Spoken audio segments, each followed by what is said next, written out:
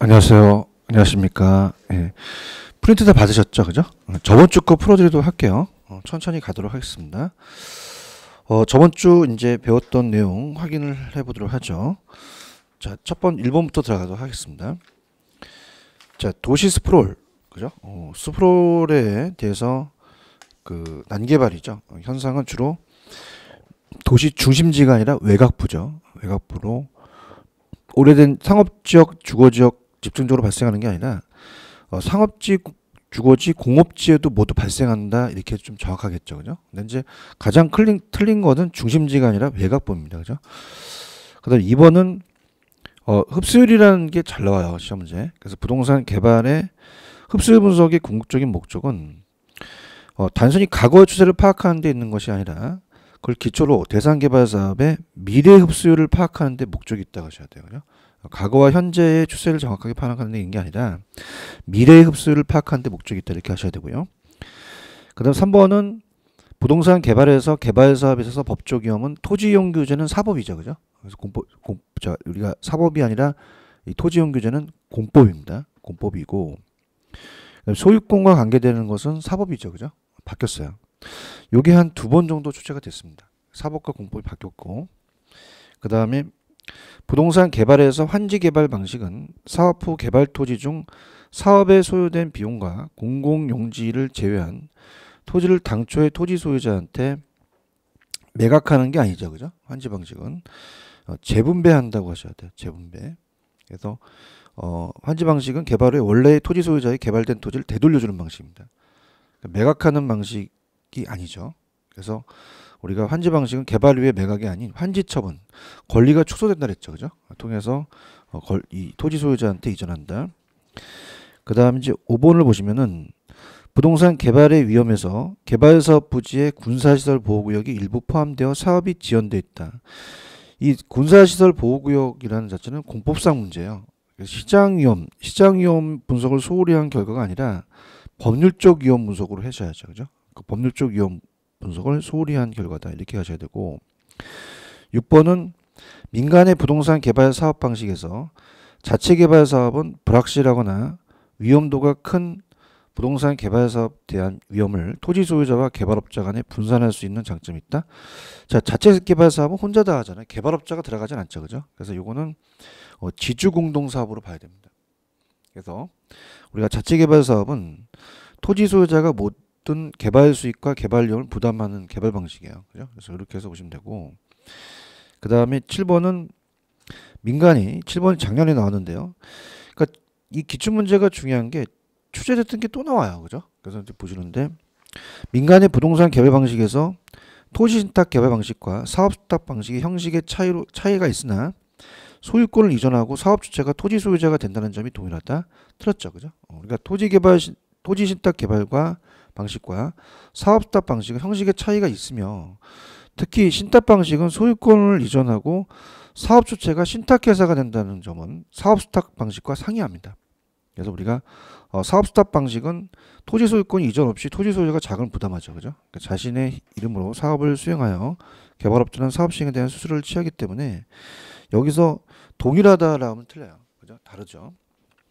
그 다음에 8번은 부동산 개발에서 공공개발은 제2섹터가 아니라 1섹터죠. 그 자체가 틀려버렸습니다. 그죠? 지금도 틀렸고 민간이 자본과 기술을 제공하고 공공기관이 인허가 등 행정적인 부분을 담당하는 상업 보완적인 개발을 말한다. 자, 이거는 어떻습니까? 이 자체의 지문이 또 틀렸고 제3섹터죠. 이거는 제3섹터다. 근데 이제 공공개발은 1섹터이기 때문에 그 자체도 틀려버렸어, 그죠? 그래서 이렇게 해서 제3섹터라 했어야 되고. 자, 9번은 물어본 거는 여기서 BTO를 물어봤는데요. 자세히 읽어보면 사업 시행자가 시설의 준공에다 떠넘겼어요. 준공이 빌드죠. 빌드고 함께 소유권을 국가 또는 지방자치단체에 이전이 트랜스퍼입니다. 트랜스퍼고 그 다음에 오퍼레이트는 운영이 나와야 되는데 해당 시설을 국가 지방자치단체에 임대죠. 임대. 그죠? 그러니까 임대라는 건 리스죠. 그죠? 그래서 우리가 BTL이 됩니다. BTL. 그래서 BTL이 된다는 거 그렇게 보시면 되고 그 다음에 그래서 9번을 틀었어요. 10번은 부동산 마케팅에서 공급자 중심이죠. 마케팅 전략이고, 자, 여기서 힌트가 있는데요. 표적 시장을 선점하거나 틈새 시장을 점유하는 시장을 점유한다는 전략이라고 나와 있잖아요. 그죠? 그럼 이거는 시장 점유 마케팅입니다. 고객 점유가 아니에요. 그죠? 그래서 10번은 고객 점유를 시장 점유로 고치시고요. 그 다음에 이제 11번을 가시면, 자, 11번에 가시면은 그 부동산 개발에서 보존 재개발은, 자, 우리가 어떻습니까?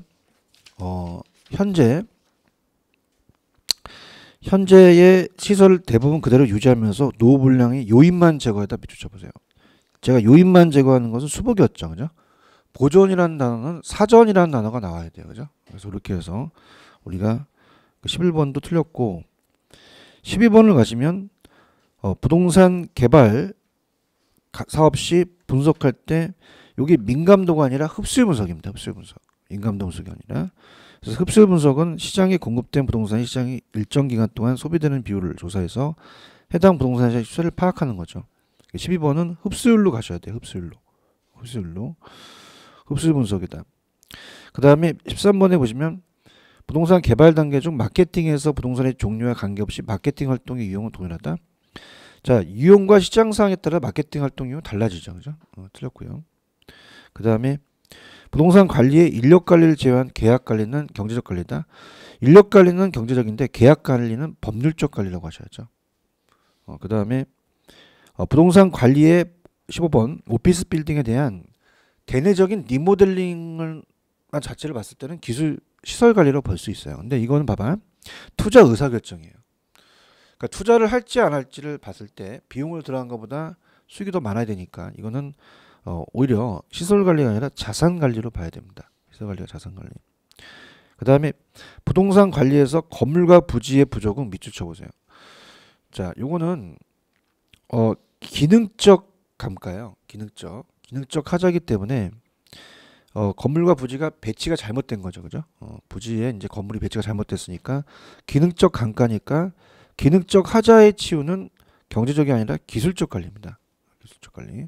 이렇게 보시면 되고, 그 다음에 17번에 보시면은 관리 업무의 타성화를 방지할 수 있는 것은 직접 자치 자가 관리가 아니라 위탁 관리로 가셔야 돼요. 외주 관리.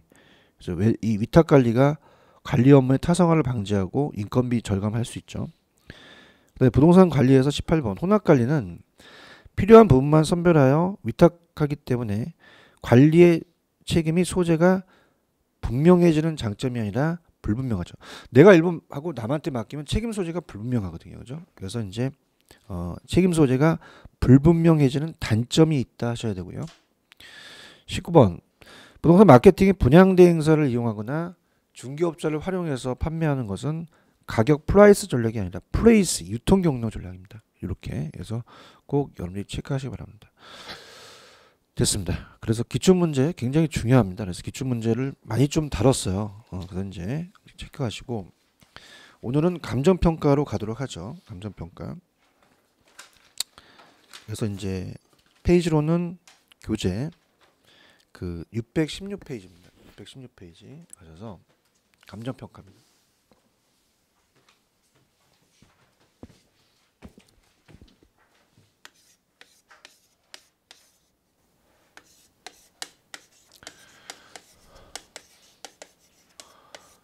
감정평가가 6에서 한 7문제가 출제가 돼요. 그죠? 근데 6문제가 이제 작년에 나왔었는데, 감정평가 파트가 굉장히 어렵습니다.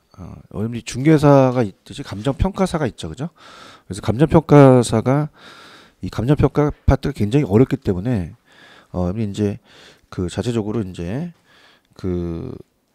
그렇습니다. 제가 이제 감정평가사도 강의를 합니다. 신림동에서. 근데 이제 실내 강의를 하는데, 3월 달에 간평이 있어요, 시험이. 3월 달에 이제 시험이 있는데, 이제 부동산 학교론이 1차 과목에 들어갑니다. 여기도. 3월 달에 시험을 보면, 우리가 10월 29일 날 보기 때문에, 영향을 많이 줄 거예요. 그죠? 그래서, 그것도 제가 분석을 할 거고.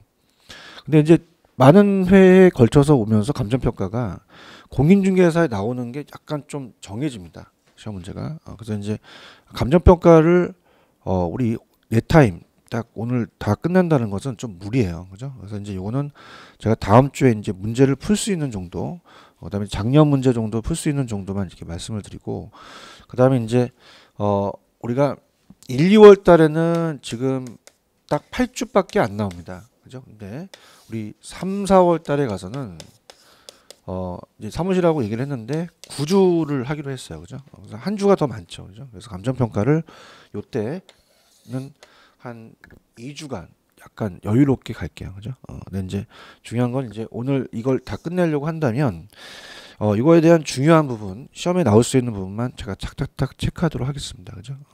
자, 먼저 옆니 616페이지로 가시면 그 감정평가의 개념에 의, 동그라미 1번에다는 별표를 하나 쳐놓으세요. 이 정의가 나옵니다. 그래서 부동산 가격 공시 및 감정평가에 관한 법률에 의해서 이 정의가 한번 시험 문제에 나온 적이 있었어요. 자, 그래서 우리가 감정평가라는 정의입니다. 그래서 감정평가라는 것은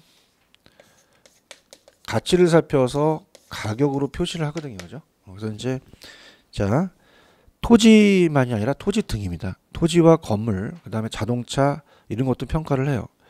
그 토지 등의 경제적 가치를 판정한다까지 묶어보세요. 여기가 감정입니다. 그래서 부동산 사실관계를 확인하는 거고, 그다음에 그 결과를 가액이 가격이에요. 화폐 가치로 부여하죠. 그래서 그 가액으로 표시하는 게 평가입니다. 그죠? 그래서 이제 요게 한번 시험 문제가 나왔는데 출제원은 이걸 가지고 돌려냅니다. 뭘 돌려내냐면 가치와 가액을 바꿔낼 가능성이 큽니다. 그죠? 그래서 가치를 판정해서 가액으로 표시하는데 가액을 판정해서 가치로 표시한다면 틀려요. 그래서 여러분이 가치와 가격에다 동그라미를 치시고요. 그 다음에 중요한 거는 밑에 핵심 다지기에 기준 시점에다가 별표를 하나 쳐놓으세요. 기준 시점이 시험 문제 한 문제 정도 배정이 됩니다. 잘 나오는데요. 이 기준 시점은 위에 보시면 채이용을 전제로 하여 평가 대상 부동산의 시장 가치를 구하는 작업인데, 자, 이게 지금 이제 이 기준 시점이라는 게 참 중요합니다. 기준 시점. 자, 기준 시점을 봤을 때 이게 밑에 보시면 이제 감정 평가를 결정하는 기준이 되는 날짜예요. 그죠? 그래서 만약에 여러분들 우리가 학원 건물을 평가할 때 한 달 전의 가격과 오늘 현재의 가격과 한 달 있다의 가격은 틀리잖아요. 그죠? 그러면 시점을 명시를 해야 됩니다. 평가의 규칙에. 그래서 이 감정 평가에 관한 규칙에 이렇게 되어 있어요. 두 번째 줄에 밑줄 쳐보세요. 자, 기준 시점은 대상 물건의 가격 조사를 완료한 날짜가 원칙입니다. 여기 시험 문제 나옵니다. 그래서 이제 제가 그 다음 주에 문제를 어떻게 냈냐면 24회 때 현장 조사를 완료한 날짜 이렇게 나왔거든요. 그죠? 그래서 가격 조사를 완료한 날짜가 원칙이고, 다만 기준 시점이 미리 정하였을 때는 우리가 정할 수 있어요. 이 의뢰인이 제시할 수 있어요. 그래서 그 날짜에 가격 조사가 불가능한 게 아니라 가능한 경우에만 기준 시점을 할 수 있습니다. 그래서 가능한 거에다 박스 쳐보세요. 불가능하면 안 됩니다. 그래서 나중에 배우시겠지만 감정평가에서 가치 형성률의 변동함으로 기준 시점이 확정이 중요하다. 그 밑에 보시면 파란 색깔의 변동의 원칙 있죠. 변동의 원칙에 좀 체크해 보세요. 이게 기준 시점을 확정해야 되는 게 변동의 원칙과 관련되거든요. 연결을 시켜 두셔야 되고요. 그래서 이제 미리 다음 주 할 문제를 가겠지만 오른쪽에 가시면 기준 시점에 관한 설명 중 틀린 거 돼 있죠. 그죠? 그래서 24회 때도 나왔지만 11회 때도 나왔어요. 그럼 좀 보세요. 기준 시점은 원칙적으로 감정평가서의 실제 작성을 완료한 날짜입니까? 가격 조사를 완료한 날짜입니까? 가격 조사 이렇게 보시고요. 그래서 그 책임 시점을 분명히 할 수 있죠. 그죠? 이렇게 해서 뒤는 맞는데 실제 작성을 완료한 날짜가 아니라 가격 조사를 완료한 날짜로 하셔야 됩니다. 이렇게 틀렸고요. 그 다음에 그 감정평가의 필요성이라든지 기능은 잘 출제가 되진 않아요. 그래서 나중에 제가 해드리도록 하고 넘겨볼게요. 페이지 619페이지로 가시면 감정평가의 분류라는 게 있습니다. 여기에다가 별표 표시를 하나 해주십시오. 시험 문제는 감정평가의 분류에서 시험 문제가 나와요. 감정평가의 분류. 한 문제 정도가 배정이 됩니다.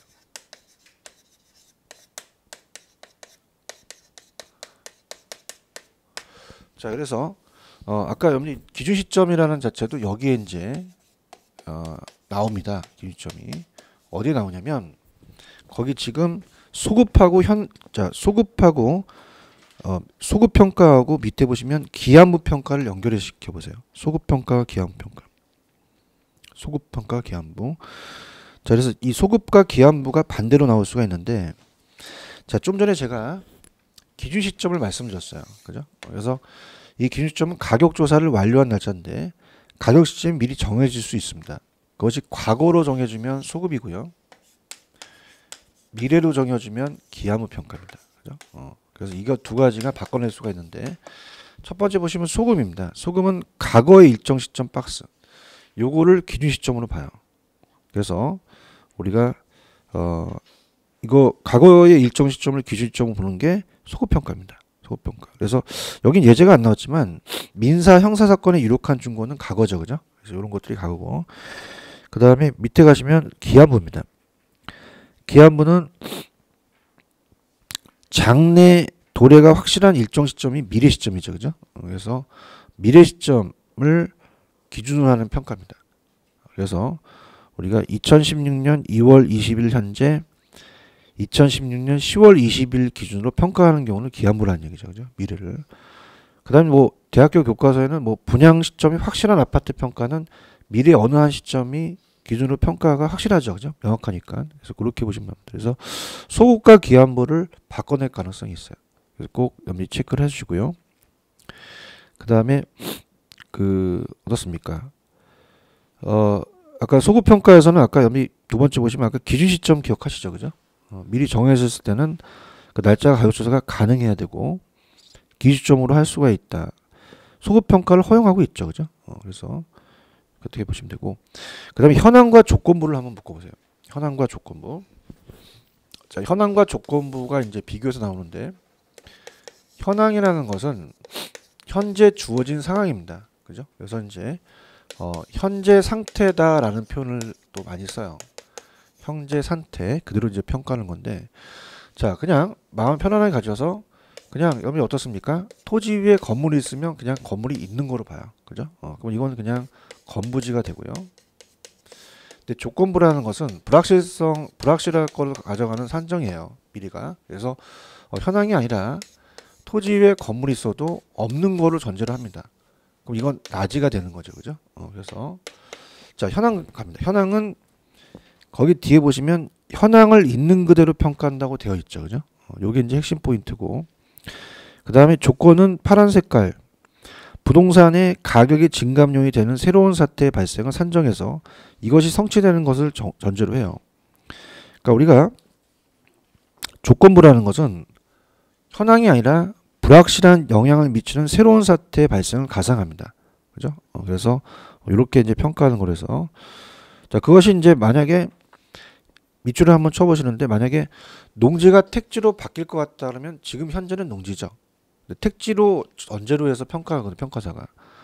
그럼 그걸 누가나 보나 실현이 가능해야 돼요. 가능하고 실현 가능성이 있어야 되고 합리적이고 합법적이 됩니다. 그죠? 근데 이제 중요한 건 뭐냐면 핵심 다지기에 별표를 하나 쳐놔보세요. 이게 작년에 시험지가 나왔었는데, 자, 감정평가에 관한 규칙은 현황 기준이 원칙입니다. 현황 기준이. 그래서 현황 기준이 원칙이라는 게 작년에 시험지가 나왔었어요. 자, 그러면 이거는 오른쪽에 주석을 약간 볼게요. 조건부 평가가 남용되는 것을 방지하기 위해서 현황 기준을 평가하도록 개정되었다. 무슨 말이냐? 조건이라는 건 현재 상황이 아니잖아요. 그죠? 이게 너무 남용되게 되면 현재 상황대로 평가하지 못할 수 있거든요. 그래서 현황 기준의 원칙으로 해서 규칙이 바뀌었어요. 그죠? 이게 시험지입니다. 그래서 밑에 1번에 가시면, 자, 감정평가는 아까 기준 시점에서 대상 물건의 이용사항인데 뭐가 시험문제 나오냐면 그 가로친 게 나와요. 불법적이나 일시적인 이용은 안 됩니다. 제외됩니다. 포함되지 않고. 근데 공법상 제한은 받는 상태로 기준한다. 이렇게 가져가시면 합니다. 됐습니다. 이렇게 해서 다시 말씀드리지만 소급과 기한을 바꿔낼 수 있고요. 현황과 조건부를 바꿔낼 수 있습니다. 그러면서 우리가 현황으로 기준한다는 게 중요합니다. 조건부가 아니라. 그렇게 보시면 되고, 넘겨볼게요. 넘기시면 620페이지 가시면 양가로 2번에도 별표를 하나 쳐놓으세요. 자, 만약에 우리가 시험 문제가 나온다면 이 평가의 분류에서는 좀 전에 기준 시점의 소급과 기하안부하고 얘가 잘 나옵니다. 양가로 2번. 그래서 이것도 연비 야강편을 칠하시는데 개별 무권 기준의 원칙이라는 게 작년에 시험지에 나왔어요. 그래서 감정평가에 관한 규칙은 일괄 구분 부분이 아니라 개별 평가하는 게 원칙입니다. 그래서 개별 무권 기준의 원칙이라는 걸 꼭 체크를 해 놓으세요. 그래서 우리가 여러분들 왜 다음 시간에 이제 총론 파트에서 하겠지만 필지와 핵지라는 얘기 들어보셨죠, 그죠? 필지와 핵지. 그래서 필지 핵지 갑니다. 우리가 물건이 있어요. 그래서 4개의 물건이 있다.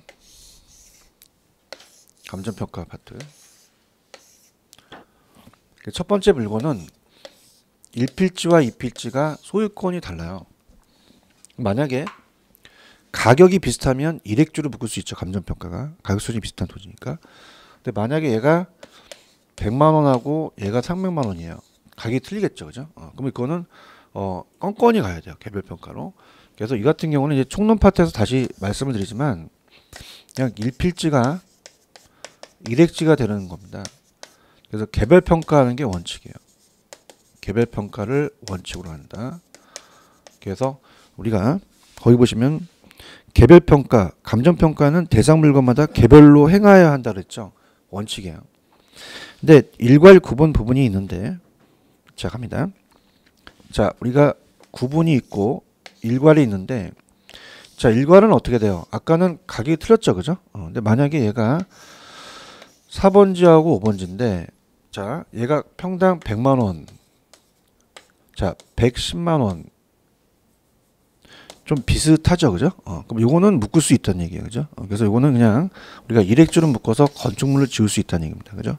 그럼 이거는 2개 이상이 나와요. 일괄평가는 2개 이상의 일체로 되거나 상호 용도상 불가물의 관계는 일괄평가할 수 있습니다. 그래서 이거는 이 필지를 그냥 일액주로 묶어버린 거거든요. 일액주로 묶었으니까 일괄평가를 해야 되죠. 일괄평가. 그래서 둘 이상입니다. 둘 이상 나오면 무조건 일괄평가 찍으세요. 그래서 대상 물건에 일체로 거래되거나 대상 물건 상호 간에 용도상 불가물의 관계가 있는 경우는 일괄하여 감정평가할 수 있다라고 되어 있죠. 그죠? 그 다음에 이제 거기 보시면은 지금 제가 얘기했듯이 여러 필지를 한 액지로 묶었잖아요. 일괄평가가 되고요. 근데 구분이라는 것은 하나의 물건입니다. 하나가 나오면 구분이에요. 무조건. 하나의 대상 물건이 가치를 달리하는 부분입니다.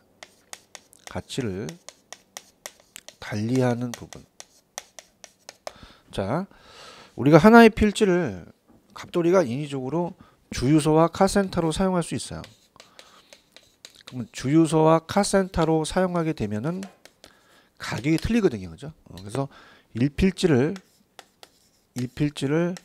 2액주로 나눕니다. 그럼 가격이 다르니까 당연히 구분이죠. 그래서 여기는 여러분이 주의하실 게 부분이 나왔다고 해서 부분 찍으시면 안 됩니다. 자, 이거는 가치를 달리하는 부분이기 때문에 구분해서 한다고 하셔야 돼요. 그래서 거기 보시면은 하나의 대상 물건이라도 가치를 달리하는 부분은 구분하여 감정평가한다고 되어 있죠. 그죠? 그래서 밑에 니은에 보시면은 즉 1필지가 여러 핵지로 구성되는 경우는 구분평가 어떻게 돼요? 하나의 필지가 여러 개 핵지니까 가격이 다 틀리겠죠. 그죠? 근데 이제 요게 대로면에 위치한 한 필의 전면 가치와 후면 가치가 다른 경우에 구분할 수 있다고 되어 있죠. 여기다가 한번 밑줄 쳐보세요. 자, 요게 이제 시험 문제 나왔는데 전면과 후면이라는 게 나왔어요. 시험 문제. 그래서 우리가 보게 되면 자 대로변에 한 필지가 있습니다. 한 필지가. 그래서 우리가 전면하고 후면이 틀려요. 가치가. 그러면 전면은 보통 상업용으로 이용하고 뒤에는 주거 용지로 이용해야겠죠. 그죠? 그러면 답이 틀리다는 거예요. 그죠? 그러니까 전면 후면 나오면 무조건 구분을 찍으셔야 됩니다. 그죠? 그러면은 만약에 여러분 어떻습니까? 지금 갑순이가 막 머리를 휘날리고 가요. 이렇게. 뒤에 치안이 쫓아오죠. 그죠? 그러면은 후면과 전면은 다릅니다. 그죠? 그래서 얘가 지금 후면에 속아서 찝혀왔는데 전면을 싹 보니까 얼굴이 무기예요. 그래서 안녕히 계세요 이렇게 하죠. 그죠? 그러면 전면 후면 나오면 무조건 구분 찍으셔야 돼요. 이렇게. 그 다음에 부분입니다. 부분은 전체에서 150평으로 전체가 이용되고 있어요. 아까는 가치를 달리했으니까 구분했었죠. 그죠? 근데 여기서 키포인트는 일체로 이용되고 있는 겁니다. 일체로 이용되는. 그럼 같이 이용되는 상태에서 우리가 여러분 어떻습니까? 정부가 수용하면은 토지 수용을 하면 보상평가를 반드시 해줘야 되거든요. 그죠? 그럼 도로를 편입시키게 되면 50평에 대한 평가를 해줘야 돼요. 그러면 50평은 일체로 이용되는 거래 일부분이거든요. 그죠? 그래서 일부분 우리가 시험 문제에 부분이나 일부분이 나오면 무조건 부분 평가입니다. 그죠? 그래서 우리가 일체로 이용되고 있는 대상 물건의 일부분 밑줄, 일부분에 대하여 감정 평가를 할 특수한 목적이나 합리적인 이유가 있는 경우는 그 부분에 대해서 감정 평가할 수 있다고 되어 있죠. 그래서 밑에 보상 평가했을 때는 항상 부분 평가로 갑니다. 수용된 부분만. 그래서 밑에 기출 파헤치로 갈게요. 이걸 다음 시간에 제가 냈는데 5번에 가시면은 자, 일체로 이용되고 있는 물건의 일부라는 단어 있죠. 그래서 일부나 일부분이 나오면 5번의 구분이 아니라 부분 평가입니다. 이렇게 해서 꼭 체크를 하시고요. 그 다음에 이제 오른쪽에 양가로 3번은 1번 감정 평가이기 때문에 이건 잘 안 나오기 때문에 제가 다음 3, 4월 달로 빼도록 하겠고요. 자, 4번입니다. 공적과 공인입니다. 자, 공적 기관이 평가하면 공적이에요. 그죠? 공무원이 평가하면 공무 수행이 되겠죠. 근데 여러분들은 공인중개사 따라오셨죠. 마찬가지로 국가나 단체부터 자격을 부여받아서 여러분들이 이제 개인이 사무실 내에서 차려서 활동할 수 있죠. 그죠? 그럼 개인은 공인이에요. 그죠? 그래서 우리나라는 공인입니다. 자, 따라해보세요. 개인, 공인. 개인 나오면 못 찍어. 공인 찍고 공적기관 평가하면 공적 찍으시면 돼요. 그죠? 그 다음에 필수적과 임의적을 묶으셔서 이것도 별표 하나 쳐놓으세요. 옛날에 한번 출제가 됐습니다. 자, 필수적은 반드시 해야 되고 임의적은 해도 되고 안 해도 돼요. 그죠? 그러면은 자, 어떻습니까? 자, 필수적은 어떤 단어가 핵심이냐면 첫 번째 보시면 의무적이라는 단어입니다. 그러니까 의무적은 반드시 해야 되는데 뭐가 출제됐었냐면 토지 수용 시 보상평가 말고 법원의 경매평가 있죠. 그래서 토지 수용 시 보상평가도 필수적이에요. 근데 법원의 경매평가가 시험 문제 나왔었어요. 그러니까 법원의 경매를 평가하는 것은 강제적이거든요. 그죠? 그래서 여기 나왔었고 임의적이라고 나왔습니다. 필수적이고요. 그 다음에 국유 재산 처분을 위한 평가, 가세를 위한 평가 다 필수적이고 임의적은 아까는 강제성을 가지고 의무적이었으나 강제성이 없이 이해관계의 자유로운 의사입니다. 해도 되고 안 해도 돼요. 그래서 개인적인 담보평가라든지 이런 것들은 의무적이다 이렇게 하시면 됩니다. 자, 그래서 오른쪽에 법정평가에도 한번 체크해 보세요.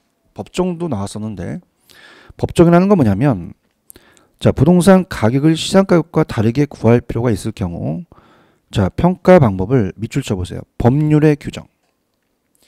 자, 입을 여세요. 뭐의 규정? 그러면 그러니까 그냥이요. 법정이에요. 그러니까 법률에 규정됐다 줄여서 법정이에요.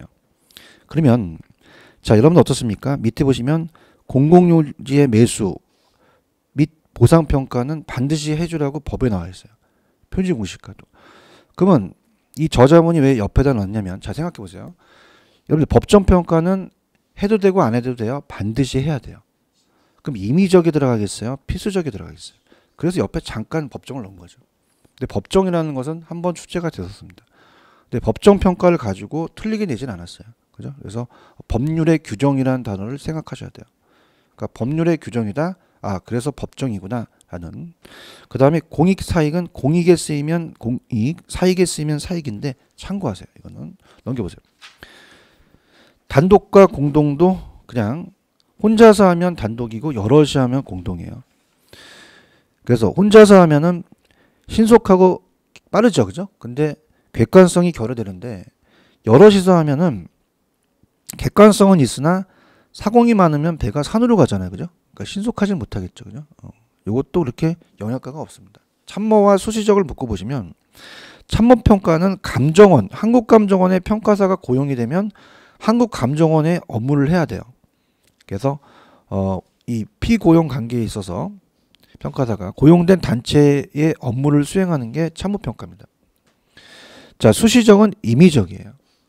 자, 평가사가 하는 게 아니라 잠시 전문가한테 부탁을 하는 거예요. 그러니까 예를 들어서 서해안을 개발할 때 갯벌은 수산대학교 교수가 전문가죠. 평가사가 수산대학교 교수한테 가서 어머 잠시 시간 있으면 좀 가서 평가해 주세요 라는 거야. 그럼 이거 그냥이야 수시적이야. 수시적. 그래서 우리가 거기 보시면 이제 뭐 수시적으로 이제 평가한다 이렇게 일시적이다 이거 보시고요. 1차, 2차, 3차는 뭐 예전에 한번 제가 얘기한 적이 있었어요. 1차는 그러니까 평가사가 평가하는 게 제일 수준이 높아요. 근데 아무것도 모르는 비전문가가 평가하는 건 1차고 중개사는 평가사는 아니지만 어떻게 돼요? 부동산 관련 업무에 종사하니까 그래도 수준이 2차란 얘기죠. 그죠? 그러면 수준이 제일 높은 게 몇 차예요? 3차죠. 여러분들 술도 몇 차까지 마셨다는 얘기를 합니까? 3차까지 마셔야 좀 마실 수 있군요. 이렇게 해야죠. 그죠? 3차가 수준이 있어야 다 이렇게 보시고 됐습니다. 여기까지예요. 근데 여기까지인데 제가 아까 별표 친구 위주로 가세요. 특히 기준 시점이라는 게 중요할 거고 그다음에 아까 개별 평가가 원칙인데 일괄 구분 부분이라는 게 있습니다. 그죠? 이렇게 보시고 시험 문제 나왔던 것은 임의적과 필수적이 한번 나왔었어요. 그죠? 그래서 이렇게 해서 여기를 잡으셔야 됩니다. 그 다음에 또 623페이지로 가시면 여러분이 거기 맨 위에 가시면 시장가치라는 게 있어요. 시장가치에도 별표 표시를 하나 해놓으세요. 자, 우리나라는 시장가치를 기준으로 가라고 되어 있습니다. 감정평가에 관한 규칙에.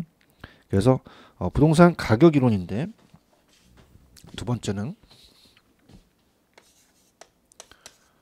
부동산 가격 이론.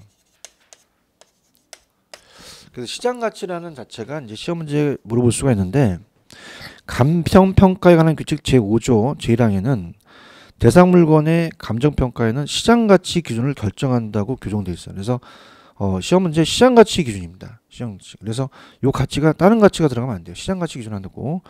그 다음에 잠깐 밑에 보시면은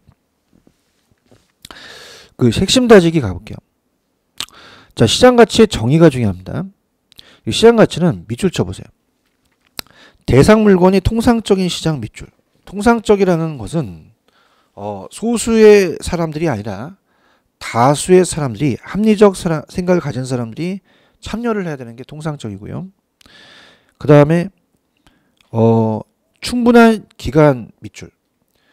여러분들 급매로 내놓은 거는 그냥입니까? 좀 싸게 내놓습니까? 그러면 급매 내놓은 건 안 돼요. 충분한 기간이 있어야 된다는 거죠. 그 다음에 정통한 당사자라는 건 뭐냐면 이 거래 당사자가 매도자가 시장을 정확하게 파악해야 된다는 거죠. 신중하고 자발적이고 거래가 있을 경우. 자, 이거 밑줄 쳐보세요. 성립될 가능성이 가장 높다고 인정되는 대상물건의 가액이라는 게 있습니다. 그래서 자, 우리가 한 번 거래된 것보다 한 30번 거래된 게 신뢰성이 있죠. 그죠? 그래서 가장 성립될 가능성이 높은 인정되는 가액이 시장가치에서 가장 핵심 포인트예요. 체크하시고요.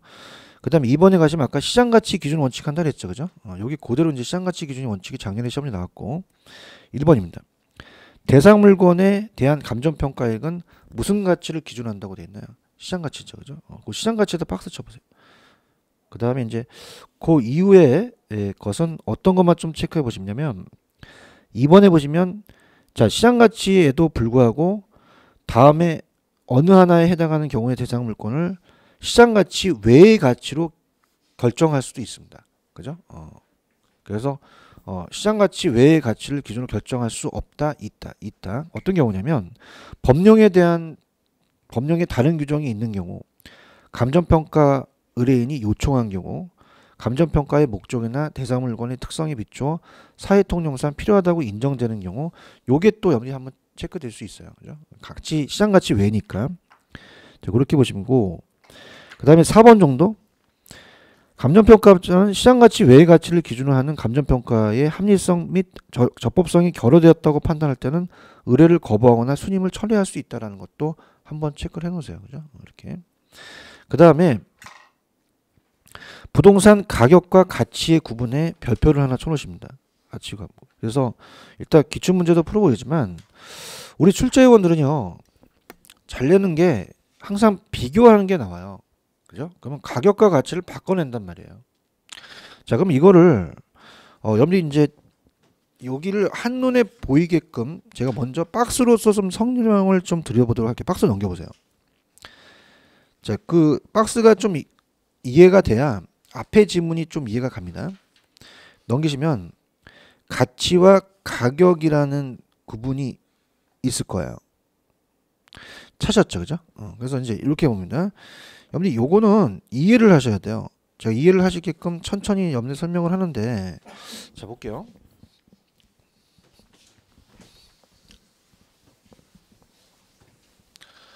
자, 우리가 감정평가라는 것은 어떻게 됐어요? 아까 가치를 살펴서 가격으로 표시하잖아요, 그죠? 그러면은 가치와 가격은 틀리다는 얘기예요. 자, 그래서 가치는 밸류고 가격은 이제 프라이스인데, 자 일단은 박스로 써보시면 가격부터 볼게요. 프라이스라는 게 있어요, 그죠? 프라이스는 뭐냐면, 자 지금 과거에 이 대상 물건이 20억으로 과거에 거래가 됐대요, 그죠? 그러면 실제 시장에서 교환의 대가로 실제 지불된 금액이 현재 값입니까? 과거의 값입니까? 과거예요, 그죠? 그 과거의 값 대 밑에다가 중개사라고 적어 놓으세요. 중개사가 전문가입니다. 중개사가. 그럼 여러분들이 중개업을 가셔서 이 물건을 사시려면 이제 물어봐요. 20억, 그죠? 중개사한테 이거 얼마요? 20억인데요.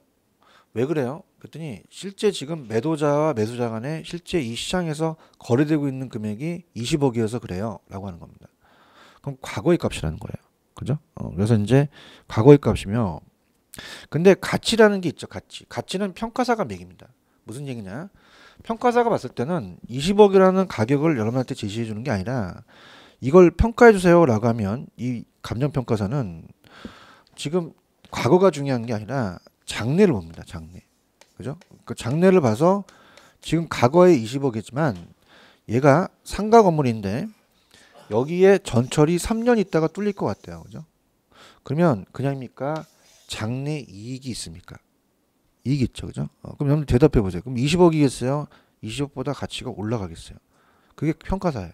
그죠? 그러니까 평가사는 장래 이익을 현재 가치라는 가치를 매깁니다. 이 가치라는 것은 과거의 값이 아니라 현재의 값으로 나타나는 거죠. 그죠? 그럼 이걸 전문가는 평가사라는 얘기예요. 그죠? 그래서 참 재미있는 게 저는 중개사와 평가사를 다 같이 강의하잖아요. 그죠? 그래서 이렇게 저는 강의를 해요. 그죠? 그러면 이 현재라는 자체, 그래서 가치라는 거 볼게요. 가치는 통상적인 시장에서 매매가 성립될 가능성이 높다고 인정되는 가액이죠. 아까 시장 가치 기억나시죠? 그죠? 이렇게 평가하는 게 원칙이고, 자, 장래 유무형의 편익을 무슨 가치로 환원했죠? 현재 가치예요. 그러니까 현재 값으로 평가하는 것은 평가사라는 얘기죠. 그죠? 이해 가셨습니까? 그래서 요 현재와 과거가 가치와 가격이 바꿔서 시험 출제가 됐었어요. 다음 주에 이제 한번 풀어보겠는데, 그러면은 자 우리가 가치를 살펴서 가격으로 표시하기 때문에 가치는 스스로 갖는 게 아니라 부여하는 거예요. 그죠? 그러니까 여러분들 어떻습니까? 지금 그 여러분이 보실 때 지금 이 가지고 있는 요 책의 가치가 합격을 하기 전의 가치는 굉장히 높죠. 근데 합격하고 가치는 어떻습니까?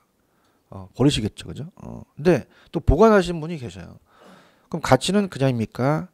스스로 갖는 게 아니라 부여합니까? 부여예요. 개인마다 틀리거든요, 그죠? 그래서 밑에 보시면은 가치는 주관적, 수상적이라는 단어가 있을 겁니다. 주관적, 수상적.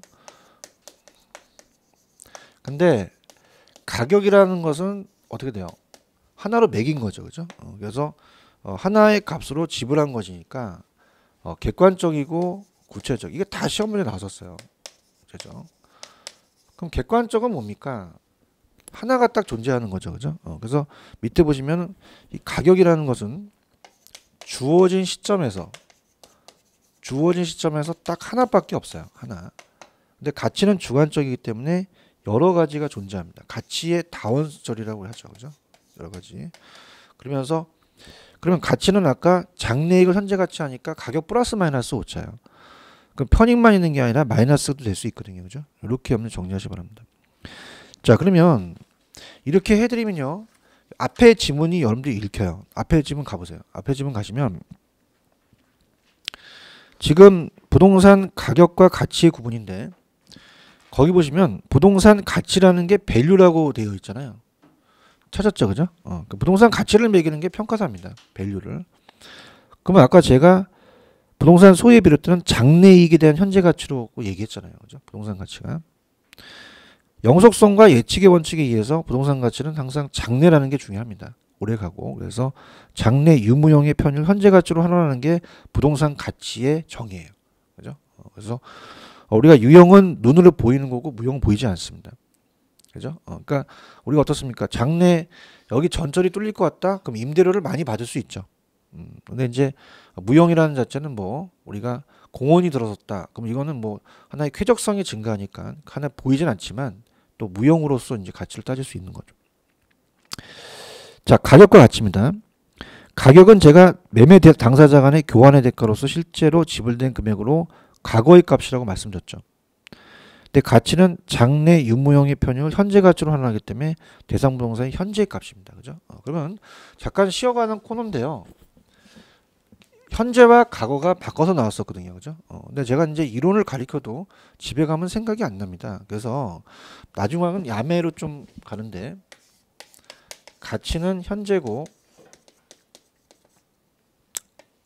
가격은 과거입니다. 그럼 어때요? 제가 좀 야매를 하는 게 약간 좀 이렇게 몸짓도 하면 약간 가격하죠, 그죠? 그럼 제 야매가 과격하잖아요, 그죠? 근데 과격한데 좀 생각을 집에서 해보면 여러분한테 좀 알리려고 좀 약간 재치가 있다는 얘기죠, 그죠? 이렇게 가는데 반응이 없어요, 그죠? 그래서 적어놓으세요, 그죠? 왜 그러냐면은 저야 전문가니까 이게 뭐 저는 그냥 바로 튀어나와요. 근데 여러분이 이론을 배우시다 보면 한참 생각을 해봐야 되거든요, 그죠? 그러니까 이렇게 하시면 좀 쉽게 좀 전달을 하지 않을까라는 저의 개인적인 생각이고요. 넘겨시면은 자, 그러면 이제 그 박스 밑에서부터 설명을 해야 되는데 자, 이겁니다.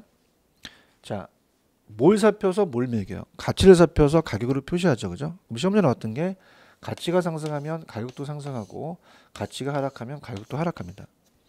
그러면 이게 1,000원의 가치가 있으면 1,000원의 가격이 매겨진 거죠, 그죠? 읽어볼게요. 밑에 가격은 가치의 합해적 표현입니다. 가치는 합해를 매개로 하여 가격으로 표시합니다. 따라서 가격의 기초에는 가치가 존재하죠. 자, 지금 나왔네요. 부동산 가치가 상승하면 가격도 상승하죠, 그죠? 근데 이제 아직 요게 합해 가치가 상승하면 부동산 가격이 하락한다는 걸 밑줄 보세요. 이게 무슨 말이냐? 자, 제가 옛날에 이 인플레라는 얘기를 들어줬죠. 인플레가 심하면 그냥입니까? 물가가 상승합니까? 그럼 합해 가치는 어떻게 되죠? 근데 실물 가치는 올라가요. 그러니까 합해 가치와 부동산의 가치는 반대입니다. 그래서 만약에 합해 가치가 상승하면 부동산 가격은 하락할 수밖에 없어요. 이렇게. 그 다음에 가치 가격 플러스 마이너스 오차라고 아까 썼죠. 그래서 디귿번이 시험 문제 나왔습니다. 디귿번에 별표를 하나 쳐놔보세요. 디귿번에 디귿번하고 니을번을 연결시킵니다. 그래서 우리가 이따 문제를 잠시 풀겠지만 가치와 가격은 단기에는 괴리됐다는 말은 다르다는 얘기입니다. 등진다는 거죠. 다르다. 그래서 가치가 가격보다 높으면 굉장히 이 물건이 싸게 나왔거든요. 그죠? 그러면 사람들은 가치보다 가격이 싸니까 경매 물건 같은 거는 가격이 싸게 나오잖아요. 그죠? 그러면 많은 사람들이 수요를 할 거란 말입니다. 그럼 수요자들이 수요를 하게 되면 다시 가격은 올려놓는다는 거죠. 가격이 다시 올라가서 장기에 가서는 일치해진다는 얘기예요. 그럼 가치와 가격이 같아진다는 겁니다. 그래서 이따 풀어보겠지만 문제를 바꿔냈어요. 그래서 단기는 일치하고 장기는 괴리된다고 그랬거든요. 읽어볼게요. 자, 가격과 가치의 일시적 괴리입니다. 단기입니다. 그래서 가격은 수요 공급의 변동에 따라 변동으로 일시적으로 가치와 괴리돼요. 거기 디귿번에다가 단기라고 적어놓으세요. 단기. 근데 리을 가격과 가치는 장기에는 일치합니다. 제가 좀 전에 얘기했었죠. 그죠? 그래서 균형치를 이루는데, 자, 이건 실질적으로 제가 떠들어봤자, 오른쪽에 가시면 기출 파헤치기의 3번을 보세요. 자, 3번을 보시면, 수요와 공급의 변동에 단기적으로 가치와 가격은 제가 일치한다고 그랬어요. 괴리된다 그랬어요. 괴리죠. 장기적인 가격과 가치가 괴리됩니까? 일치합니까? 일치하죠. 바뀌어서 나온 거죠. 무슨 말씀인지 아시겠죠? 그 다음에 이제 뭐가 시험 문제 나왔냐면, 밑에 가시면 아까 제가 가치는 다원적으로 여러 가지라고 말씀을 드렸죠. 그죠? 그러면은 어떤 게 이제 시험 문제 나오냐면, 시장 가치와 투자 가치를 묶으세요.